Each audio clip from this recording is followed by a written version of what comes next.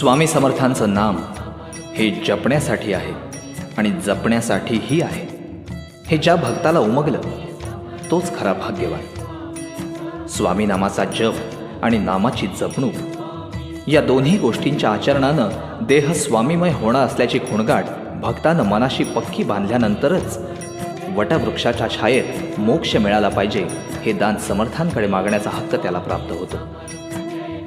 विकारांमुळे मनात उठणाऱ्या वादळाला शांत करण्याचं सामर्थ्य केवळ भगवंताच्या कृपा प्रसादातच आहे.